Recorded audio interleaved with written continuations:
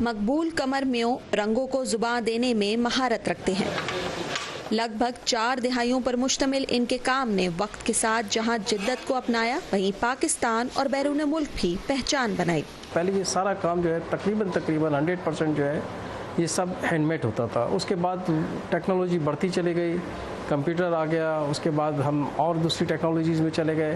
ابھی بھی جتنا کام ہوتا سب ہاتھ سے ہی ہے، پر اس کے اندر ٹیکنالوجی انوالو ہو گئی ہے جی۔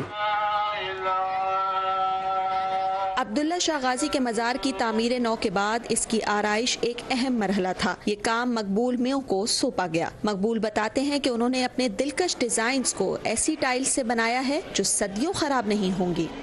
یہ ٹائل ڈیزائننگز، کچھ کلرز یہ سب پاکستان کے ہیں، اور اس کی لائف جو ہے اب تک جتنے بھی پاکستان میں جو پروجیکٹس بنے ہیں ان میں سب سے زیادہ لائف ہے۔ تقریباً آپ اس کو کہہ سکتے ہیں 2500 یا 3000 سال تک ان کے کلرز کو یا کسی قسم کی جو اس کے اندر کوئی فرق نہیں آئے گا۔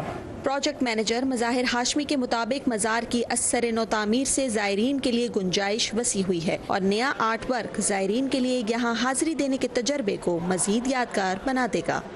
یہاں پہ لوگ اپنے ڈیووٹیز جو آتے ہیں وہ پراپر اپنی عبادت کریں، اپنی نماز نوائل جو پڑھتے ہیں وہ پڑھیں، حاضریاں پراپر طریقے سے دیں۔ ایریا کارٹن آف کر کے کام کرائے وداؤٹ اینی ہرڈل کہ ہم نے بند کراؤ مزار شریف۔ مزار کی دیواروں اور چھت پر ہونے والا کام کئی ملکوں کے آرٹ ورک کا ملاپ ہے۔ عبداللہ شاہ غازی کی خاص باتیں یہاں 3 طرح کا کام ہوا ہے، ٹرکش ہے، ایرانی ہے اور لوگ پاکستانی جو ہے وہ اس کے اندر کافی ڈیزائنز ہیں۔ مزار کا گنبد اس آرٹ ورک کا حصہ نہ تھا، لیکن مقبول میوں کی رنگوں سے عشق کی داستان کے نقوش کچھ ماہ بعد گنبد پر بھی نظر آئیں گے۔